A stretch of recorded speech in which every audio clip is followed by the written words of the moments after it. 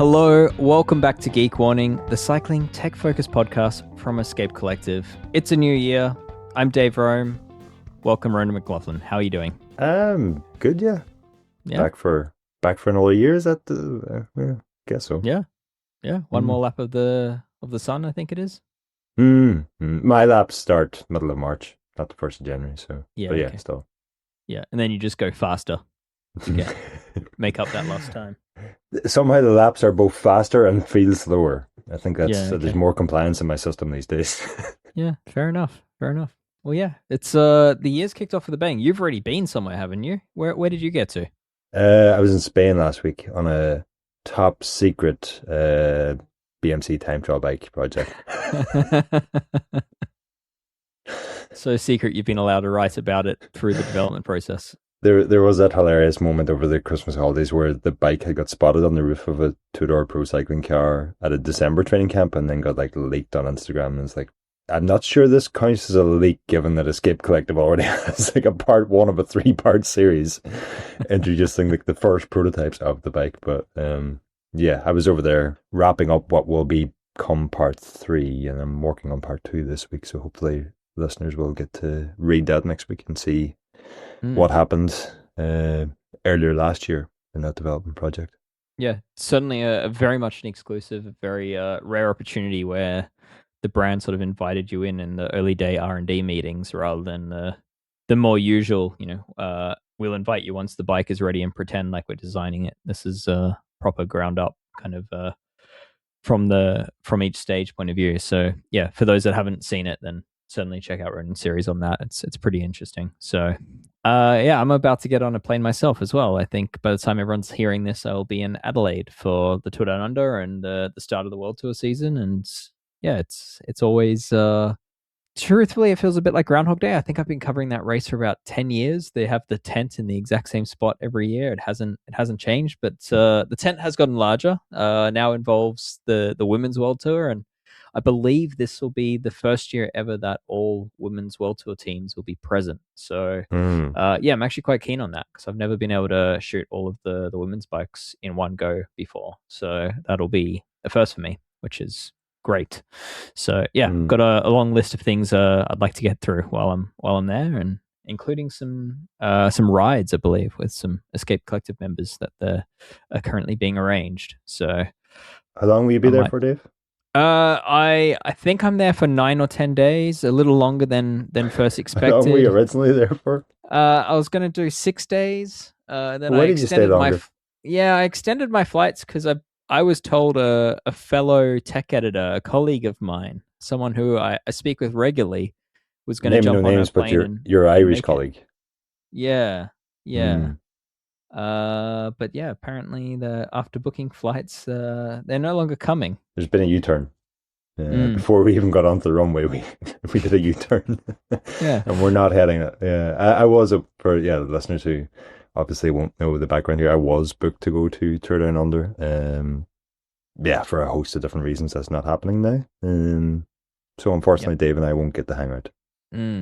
Oh well, we'll still do a podcast. It'll be fine. We'll make it work. Yeah, Ronan, this week we've got quite a full episode. I mean, we've had a few weeks off, and so as a result, the news has been stacking up. Before we get to that, I think it's worth noting that something that we did last year, we are now on Spotify for members of Escape Collective. So member feeds were not available on Spotify until late last year. So if you're only just tuning in now and you missed our December podcast, then this will be news to you, and it's big news because we had one of our more requested features was from members is make your episodes available on Spotify through a logged in member only feed, and that is now done.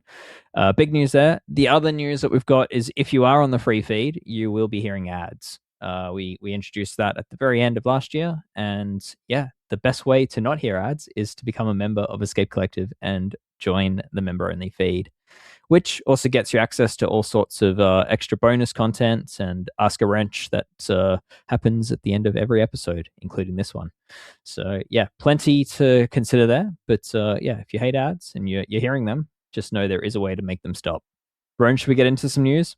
Yeah, Let's start with what's seemingly a simple product from Cane Creek, which actually answers a question that I believe in May last year I actually said on the podcast was something missing in this industry. And I put out a wish list asking brands to provide or produce this product that would make me happy. And basically, yeah, Cane Creek's come out with a very late entry into the internally routed headset game. So they're the last major headset player that didn't really have an answer in this. And they've come out with a nice system with its own stem, its own aluminium headset spaces, and a well sealed headset.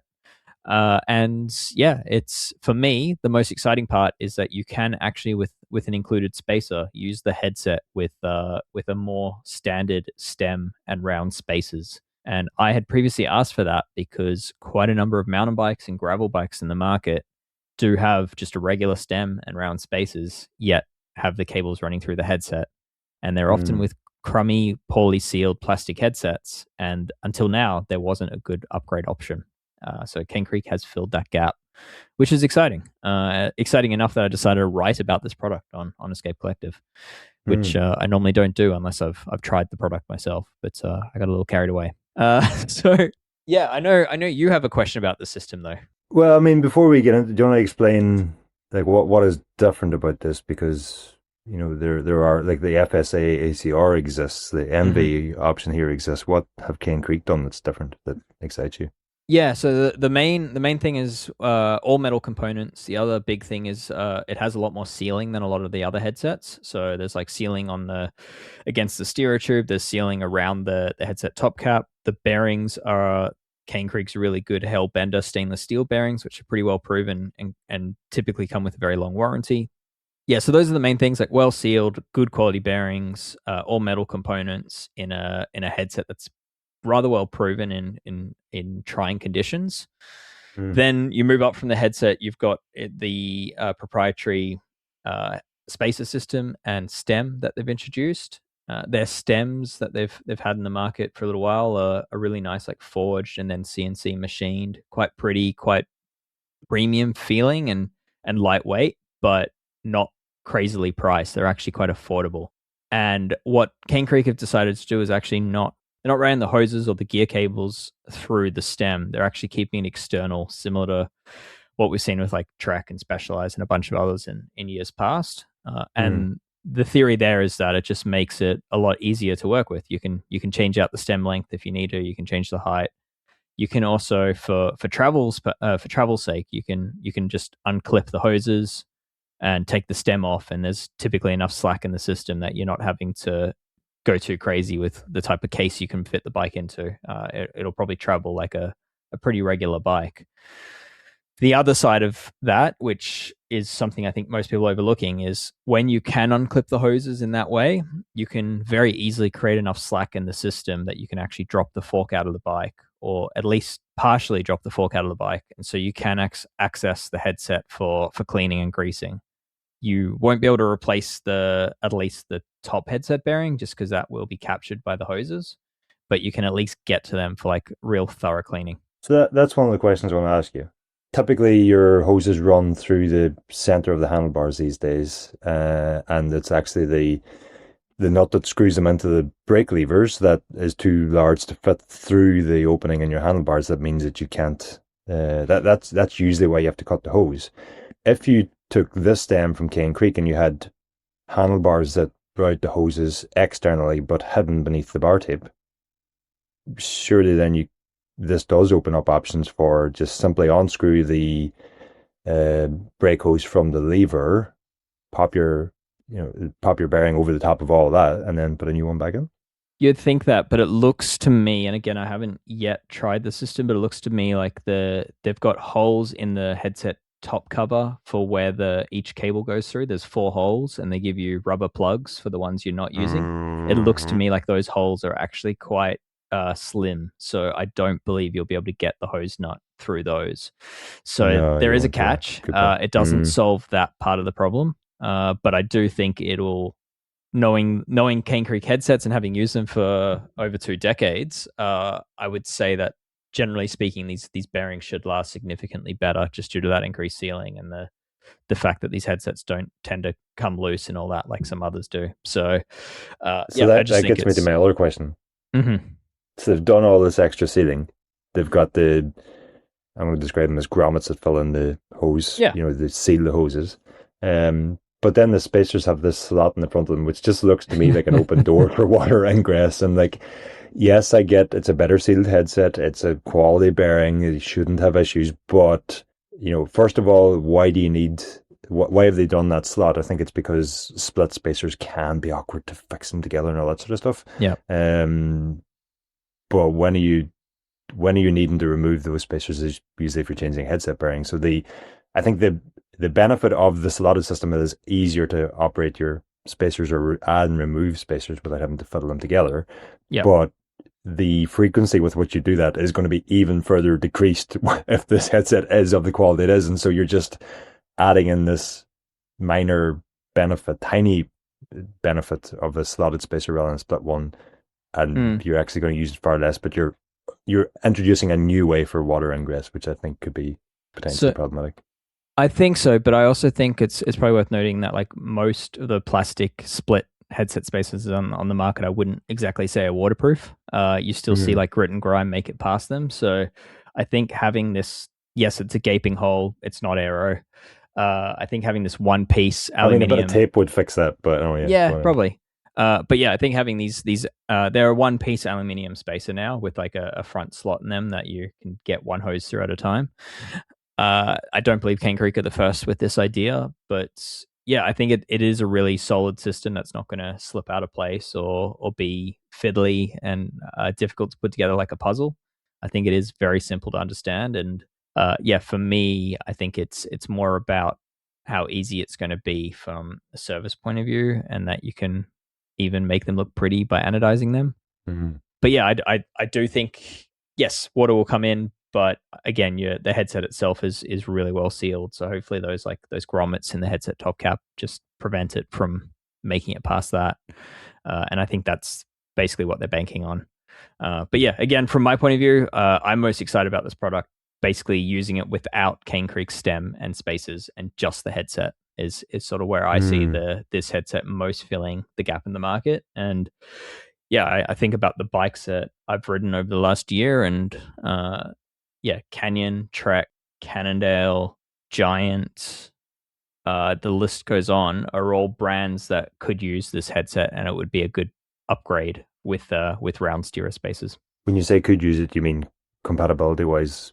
It is compatible.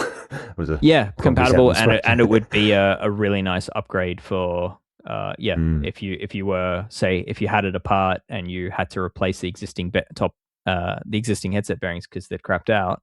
I think spending the money and getting this Cane Creek system would really extend the longevity of your bike and ward away a lot of like loosening issues and similar that some of these headsets have. So I think it looks really neat as well. They've like on the website they've got pictures of it blue anodized, but I don't know if it's only available in black or if that blue is available. The blue, Cane Creek often does limited edition runs of anodized pieces. They kind of started that with their EE brakes ages ago, and so they I believe blue is like the launch color, and I'm sure they'll do limited edition runs from here on out, but black is like the staple color. So yeah, it looks fantastic, but there is so like, I mean, you've got this new compartment, so to speak, that the hoses route through, so it is like an offset. It's not symmetrical. I can't decide what I make of that. Yeah, basically like you've got the round steerer, but then everywhere the hoses go is in front of that, so it's not, if you look side on, it's not it's not round anymore. It's like, yeah, it's not symmetrical front to rear. No. But many of the systems aren't. But yeah, so Ronan, I'm in love with this thing for like off-road going bikes where sealing and metal components are all great. Do you think this is a waste of time for aero going bikes? No, I mean, potentially it could be made better for aero bikes or more in keeping with aero bikes, but like I think the potential here in being able to change stem lengths pretty easily, it just opens up. I mean, you and I did a whole podcast on usable aero, and with so many aero bikes now coming with fixed integrated handlebars and stems that you can't adapt something like this. I mean, makes much more sense and opens up, raises the performance ceiling, let's call it, for getting an aero position on an aero bike, which is going to be so much more powerful than just having some streamline shaped spacers or something like that. Yeah, interesting. Yeah, because I mean, Cane Creek themselves are saying it's not really they didn't design the stem with aero race bikes in mind. But I think that's. I mean, this is another segment for another week, but I'm calling that now modular aero, where we think about aero as something we add in, whereas it's so much more than that. Like it's in future maybe they do an aero profile shape version of the stem and spacers, but right now the biggest gain in terms of aero you're going to get from a system like this already exists in what they have, in my opinion. Interesting. Yeah. Well, anyway, well done, Cane Creek. Thank you for granting a wish of mine. And yeah, I think this is exactly the sort of thing I'll probably keep a spare of in the drawer for if or when I need to change the headset bearing in any of the off-road bikes that I see that routing the headset, routing cables through a poor quality headset with round spacers and a regular stem. So well played. Well, the next bit of news comes from Triple B, who have entered the Valve revolution, I think as Ronan has suggested we call it. Ronan, the CoreCap. Thanks for just throwing me under the bus there. Well, Ronan, marketing words aside, it's a new valve cap that you replace your Presta valve core with, and you screw this valve cap in place, and then you have what's effectively a Schrader valve instead. You see, I'm glad you explained that, because I sat down to read the press release and I decided, sack that. I'm not spending time. Like, Schwalbe did this click valve thing last year, and now, I mean, forgive me if I'm wrong, BBB, but it seems to me like you've seen, there's an opportunity. Let's be like every other brand other than Garmin who wants to make a radar to cash in. Let's jump on the valve bandwagon. Are there any benefits to this, Dave? That's all I need to know. There are a lot of brands trying to tell you that they're going to revolutionize the valve stem. I genuinely think Click Valve is best placed to do it, because they actually solve the root problem of like the pump head. But CoreCap, I'm not seeing it. It doesn't really solve the issue where you still are left with a pretty crummy pump interface. It does save you from having to unscrew the little valve on your Presta and potentially bend it. It solves for that. They're claiming that it has better airflow than a Presta valve. But yeah, fundamentally you're still running into the same issue that you're basically having to create a seal with a pump. And for me, that's where Click Valve is the answer, is that it's just a push on, pull off system. So yeah, anyway. I think my request here is that brands don't try to follow Schwalbe's lead here and come up with a new system. Can we all just accept, right, we've had Presta for a century. It was crap, but we made do with it. Okay, Schwalbe have beat the rest of us to it and come out with something that may replace it. Let's give that time, and BBB and all the other brands go and focus on some other entirely different problem that we have and come up with a solution to that, rather than just, fucking, I don't know, like sheep following each other. I'm sure Triple B had this in the works for a decent length of time, but yeah, it's worth noting that. Plus, I mean, I'm being harsh here. Yeah, so Click Valve was the release for Schwalbe, but it was actually under license. So it's actually an American company that came up with Click Valve, and so yeah, coming into the new year, that license seems to have been opened up a bit. So like Lezyne now have Click Valve, SKS, Wolftooth. I'm sure I'm forgetting Fumpa. I'm sure I'm forgetting a few others, but yeah, the list of brands that are catering to it is growing. And design wise, it's really nice to use. Whereas, which only adds to my frustration. It's like, why have BBB tried to go and do something like this when you just license the one that everybody is psyched about? Yeah. Yep. So yeah, I don't know the licensing deal. Maybe it's too hard. Maybe it's too expensive. But yeah. Anyway, another valve system that's thankfully doesn't require a new pump or anything like that. But yeah, I don't know. For me, it's not really offering enough benefit over just running a standard Presta valve. And that's why I think we need to be fairly blunt about this. Otherwise, we'll end up 10 years from now where we've got a valve standard for every bottom bracket standard. Yes.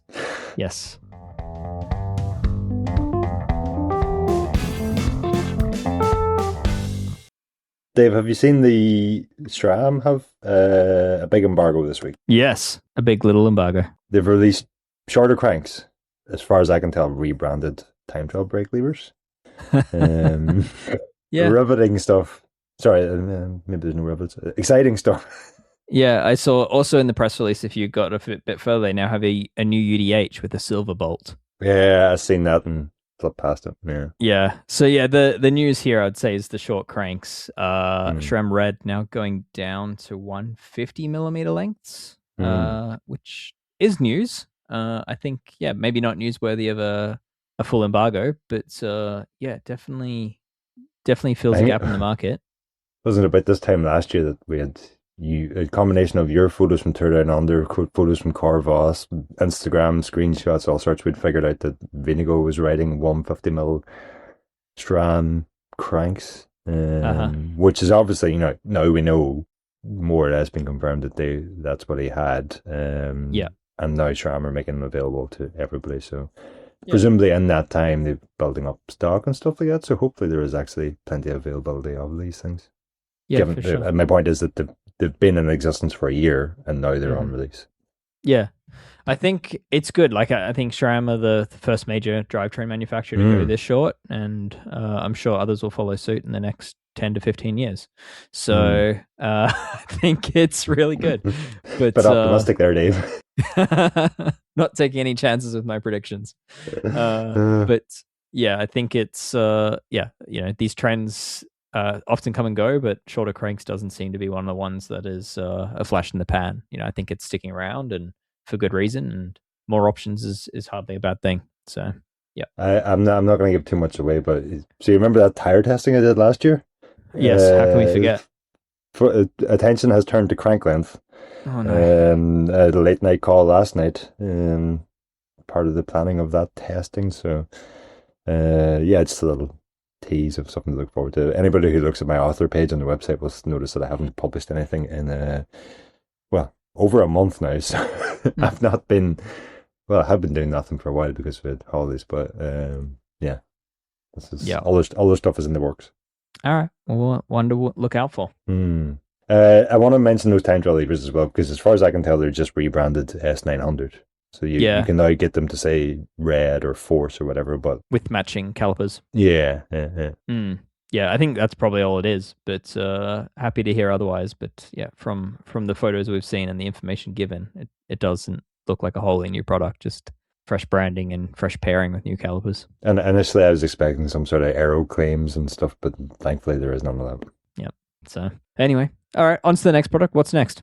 The other thing, random thing that caught my eye this week was Tailfin's new hydro mount, which I mean isn't exactly anything new, but it's a mounting option for adding more bottle cages or bags and stuff to your bike. And so basically, it uses the standard bottle cage bolt standard, and it attaches with, I think there's like a 1 kilogram capacity option that has two straps that attach to the tubes of your frame, or it has a 1.5 kilo capacity option that uses three straps, and then you can screw in a bottle cage or whatever. And it caught my eye because I have something like this from SKS, I think, and it's just like it's more like a strap and buckle system, and it basically just like, first of all, it takes up like so much space. It's so big and clunky. Yeah. And then if quite often it would like rattle itself loose or pop itself open. And Tailfin looks like they've, first of all, done a good job of designing it, but then I have to mention also, they did an excellent video to like launch the thing. So often we just see like these ridiculous launch videos and stuff, but this one was actually I liked it. It's on their YouTube channel. It's worth watching. Yeah, and the product, yeah, while not a new idea, it does look like the execution's really good. So, like I know, in a drawer next to me, I've got one from Granite Design, which aims to do the same thing. But again, like the straps kind of felt a bit like an afterthought. So yeah, I think it's nice to have options, and this one allowing you to add, use your own bottle cage or own bag or whatever, I think does open up options. And I can certainly think of quite a few bikes that this would benefit from, even if it's just to have like your spares kit underneath the top tube for like a gravel bike or a mountain bike. I think that could be very handy use. So Hmm. yeah, plenty of options there, but nice little new product. Like £20, I think Yeah, right. Okay. $25 or something like that. Very reasonable. It's Yeah. there's not much to it, but also like it's not £50, which I appreciate. Yeah. Yeah. 10 pounds per carrying capacity. Wait, Hmm. that didn't Do you work. get one or two with them? I think you only get one for 20. Anyway, I thought it was decent value. Very good. Yeah, the other new thing on the list before we get on to other things is that Garbaruk has a new cassette, a few new cassettes, but the one that really stood out, and this one just dropped on Instagram this week, is that they have a 10 to 52 tooth 13 speed cassette to be used with SRAM Explore 13 speed. And for the nerds out there, you're probably wondering, hang on, SRAM Explore 13 speed is 10 to 46 tooth and is not adjustable to that cassette range. There is no B adjustment. There is no way to adjust the derailleur to change how large of a cassette it can shift on to. It is fixed to that 10 to 46 tooth size. So how is Garbaruk fitting a 10 to 52 tooth cassette in that space? I don't And know, the Dave. answer Tell is me. they have they've offset the upper jockey wheel of the derailleur. So you're going to get a new pulley wheel with this cassette, and yeah, basically Mm, lowers the position of the jockey wheel. So yeah, one I'm keen to test out. yeah. I was excited until you mentioned that, and now I'm just like, oh, I don't know if I like the sound of that. Yeah. You get a 52, but you lose shouting quality everywhere else. Well, that's the thing I'm very eager to test, right? Like, what's the Yeah. compromise here? Because Garbaruk traditionally have done very lightweight cassettes at a pretty reasonable price. Like you often get like the equivalent of like a red weighted cassette at the price of like a rival or force cassette by buying Garbaruk. But in my experience, they tend to give up a little bit in durability, a little bit in shift quality. So yeah, them also squeezing such a big gear range into Explore does raise the question. But yeah, I'm keen to try it because if the compromise is marginal, then this could be a really good upgrade option for people that have got an Explore bike and want more range. Because the 10 to 46 range is often not enough when you're going into the outback. Yeah, yeah, definitely. Is there an inherent restriction built into the SRAM's design that means SRAM could never bring out a bigger cassette, or do you think there is a way that SRAM could in future bring out a dedicated? My understanding was that they really committed to that cassette size of this Yeah. group, and that it was never intended to have any other cassette size. I think Mm, in theory they could come out with a new cage assembly that achieves similar to what Garbrooks going to try.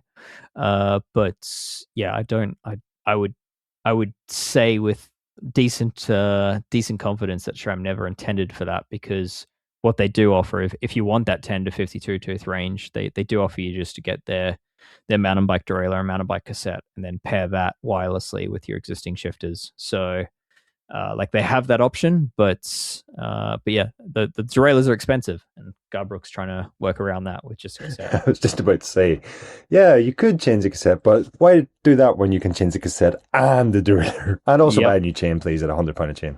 yep, yep. So yeah, this could be a pretty affordable way to do it. So anyway, one to try out in the future. I am eager to try this. Last bit of news, and this one is a little bit sad, is that one of the co-founders of Cannondale, Joe Montgomery, has passed away. So yeah, he was in his Florida home at the time, and yeah, unfortunately, left a family and a wife behind, and quite the legacy with Cannondale. I mean, he was sort of certainly known as an innovator and a sort of fearless leader, and certainly pushed the boundaries of cycling tech. Dare I say, more than almost anyone else when you think through the history of Cannondale and all the strange tech that's come and gone from them. And yeah, definitely left their impact on cycling. All right, let's take a quick break, and then we'll be right back with some PSAs and what's on our mind.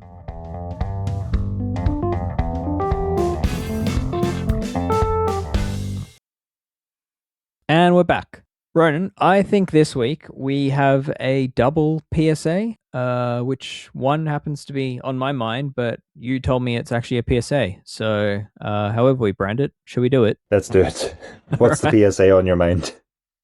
the PSA on my mind is that I don't know where this came from, but like it occurred to me that in a bike shop or a professional mechanic needs to often make like this educated guess on the bike they're working on and when it'll next be serviced. And so if they've got a bike in there that has a slightly worn chain and slightly worn brake pads and slightly worn disc brake rotors, they basically need to assume how much riding that customer's going to do, what sort of conditions the bike's going to be used in, how the bike has lasted to date, how the person looks after it, and then take the punt on will these brake pads or will these chains or will these cables last till the next service, and if not, they might need to replace them prematurely. And I think that's not a bad thing. I'm not saying that as to scare you off of taking your bike in for a service. I think that's the sign of a really good mechanic if they're thinking through that sort of stuff. Like, oh, your chain measures at 0.3% at the moment, but it'll be cooked by the next time I see it, so I really should replace it now. But I do think it opens the door a little bit to really encourage people to learn some real basic stuff about measuring their own chains, measuring their own brake pads, and even ideally measuring their own rotors for wear. And then that can be used for knowing when a bike is really due for service. Avoiding going too far and causing damage by letting those things get too worn. But yeah, also, not going in prematurely where nothing's worn and things end up getting replaced because the mechanic thinks you're going to wear them out in the meantime. So, is there not a middle ground though, Dave, where the mechanic picks up the phone and says, "Oh, you brought the bike in for this job. yeah, Your chain's at the example you use 0.3 right now. When are you planning on bringing this bike back, or do you want me to change that now to save your cassette and chainring, or do you want me to cut you a chain that you can take home with you and replace at your own convenience?" yeah. I mean, I think that's a great point. I think a lot of shops operate that way. Is they educate the customer and they inform the customer and give the customer the choice. I think that's a really good way to do it. I think some shops also just have like this earned trust with their customers where the customer just leaves the bike with them and says, do whatever you think needs to be done. I think that's also great. I think, yeah, it really depends on what sort of relationship the customer has with the shop. But yeah, I think certainly the shop shouldn't be replacing parts without permission. But yeah, I do think it's a tricky one though, because yeah, I think it's that chain that's at 0.2 or 0.3% wear is chain wear is not linear. It is actually progressive. And so if 3,000 kilometers, if it took 3,000 kilometers to get that chain to 0.2 or 0.3% wear, it's going to be completely cooked in less than 3,000 kilometers again. It's really getting towards the end of its life. And so, yeah, I think it just, for me, like it just popped into my head because I was playing with chain wear checkers again, and chain wear checkers that sort of let me see wear at an earlier stage. So like a KMC digital chain checker, for example, which lets me see wear from the very beginning and all the way through and track chain wear. And yeah, I often, it's common to see a bike with like a 0.2% wear on the chain, and you're like, oh, it's not worn, but it will be. It's certainly not new. Yeah, yeah. So yeah. Anyway, I think it's just food for thought for people out there that your chain checker that shows 0.5% wear is sort of only telling you part of the story, or waiting for your brake pads to be cooked is also not great. So what are you saying then? Like a bare essentials wear kit, so like a chain checker, maybe a micrometer for rotors. Looking at your pads is probably enough. I'm thinking. Is there what else would you be saying? Yeah, I think that's kind of it. Like get yourself a chain wear checker, ideally one that measures before 0.5% wear. Like Abbey Bike Tools does a really good one. There is that KMC digital. You can also just use some digital calipers if you know the numbers to look out for. Brake pads can be a little bit trickier. You can often just cite those if you got an experienced eye, but more officially, most brands recommend you take the pads out and measure them. So again, like some basic cheap digital calipers will do that job. And then rotors are a little bit tricky because while a digital caliper can be used, you'll actually find that most rotors wear through like the center of the braking surface, not from the edge. And so you need something that kind of measures from the center rather from the edge. And so, a micrometer is a perfect tool there. Not many people have that. A cheaper option is like a dial thickness gauge, or I think it's called an Iwanson gauge, which is like an old cheap tooth measuring gauge, which can be a little hit and miss, but they can be had for quite cheaply. So there's some options there. Yeah, I guess while on this topic, I'd say the other one is just like cable wear, right? Like I think we all know at this point that Shimano mechanical systems on the road tend to put Oh, cables sorry. When under you said tight bends. cableware, I thought you meant hoses on steerers. But anyways, you're talking about something Oh. different. You're talking about the old wind-up windows in your car, mechanical shit.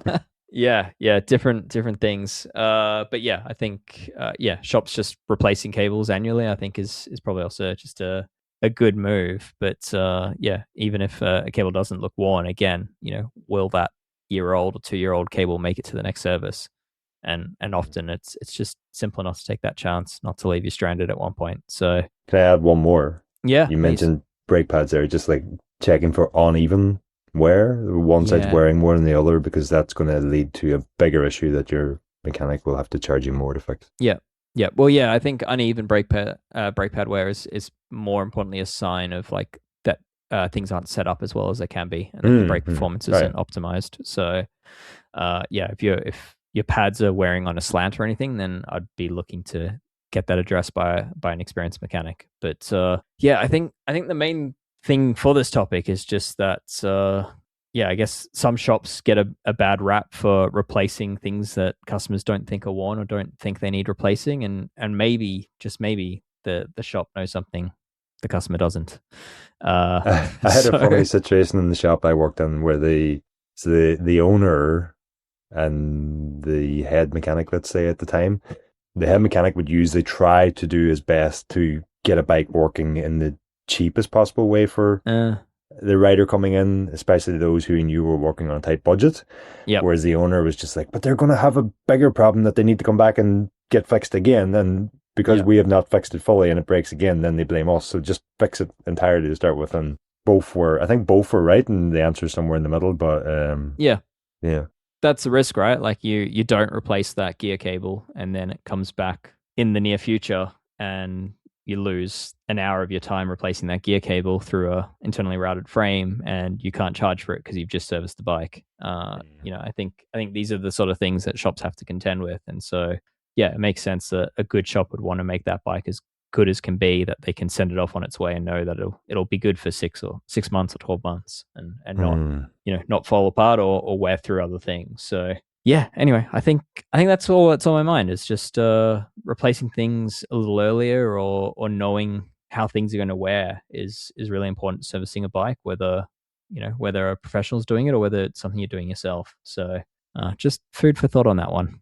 Well, that reminds me of the episode you did with Calvin Jones last week, where he was just like, think of everything like a bike. I think he gave the Yeah, example of, you're yeah, the working on whole a world is a plane, bike. think of it as Yeah. a bike. And I was in a plane in 38,000 feet in the sky when he was in. I was like, please God, don't let the guy who fixed this plane be thinking of it like a bike.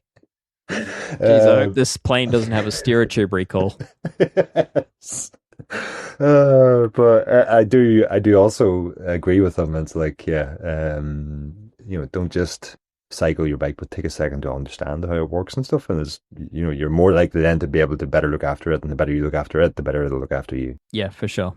Yeah, I really enjoyed that interview, and Calvin, he's obviously full of decades of wisdom, and he's one of the things he was saying is that he's teaching kids in coming through like the equivalent of NICA in the US, that he's basically teaching them maybe not necessarily to be mechanics, but to know enough to know when there's a problem and to be able to help with that. So sort of just learning your bike better, I think is sort of what he said. And yeah, definitely a good takeaway lesson if you didn't listen to that episode. I say it to young riders all the time. It's like, don't be depending on others, mechanics and that, to fix your own. You should have if you want to be a racing cyclist, you need to have a higher than basic understanding of servicing your own bike. And the example I always give is, if you're standing on a start line, the race is about to start, and something happens. If you can fix it, you will be able to participate in that race. If you need to go to a mechanic, you're going to miss the start. Game over. Yeah. Well, this conversation leads us to a PSA from yourself, which is, I believe, related to a bike you rode last week. Yeah, the PSA, I don't think this one needs to be too long or anything. Pretty simple. It's like, if you're away somewhere hiring a bike, check your rental bike before you set off to ride it. And, I've hired bikes plenty of times and they've always been fine, but I hired one last week. The shifting was fine at the start of the ride, and very quickly it got very sloppy. And I was like, what is going on here? Knew it wasn't right, stopped, and quickly identified that the through axle was on the rear was very, very loose, which could have been a major problem. Tightened that up and the shifting was fine again. So my PSA here is that, I used to teach in schools that you have to do this on your own bike every time you get on it. It's maybe a little bit excessive if I'm honest, but what is commonly referred to as an M check, before you set off, especially on a bike that you haven't set up or you're not familiar with, just to check everything's working. And an M check is basically, I think I've mentioned it on the podcast before. I think so. Yeah. Not going into too much detail, but if you imagine you're standing looking at your bike side on, start at the front hub, and you go, or the rear hub, I guess you could do either direction, but starting at the hub, go up the fork to your handlebars, check everything between those two, check the front wheel is tight, check your brake levers when you get to the handlebars, check your headset, go down to the cranks. Make sure you can't twist your handlebars independently of the wheel. Yep. And the M is basically the line between front hub, handlebars, down to your bottom bracket, up to your saddle, down to your rear hub, and checking everything in between those. And the M just helps you keep on track, make sure you've checked everything. And had I done that, I would have identified before I left the through axle was loose on the rear, but thankfully I didn't find out the hard way. Yeah, absolutely. So yeah, definitely a good reminder for anyone. And I'd say if you're not super mechanically inclined, one, why are you still listening? But two, I think doing these. Well, that is why checks. You're listening, Dave. Oh, okay, sorry. Because they're about to hear Ask a Wrench of the members, and in that, as I talk about all the time, the question may not be specific to an issue you have, but you will always learn something. Absolutely. But yeah, I think just knowing to do those basic checks and to find out when something is wrong or doesn't feel right, I think is far better than just purely being oblivious to the stuff, which can become dangerous. So. Mm-hmm. Yeah. Well, I guess the other PSA is if you notice an issue with your bike, stop and check it, because had I just said, oh, crappy shifting, it's because it's a well-used rental bike. I could have found myself without a rear wheel. Going nowhere fast. Well, going down very fast. Yeah, just zwifting outdoors. Well, Ronan, I don't think we've quite found our feet yet for this podcast, but the year is young and there's always next week.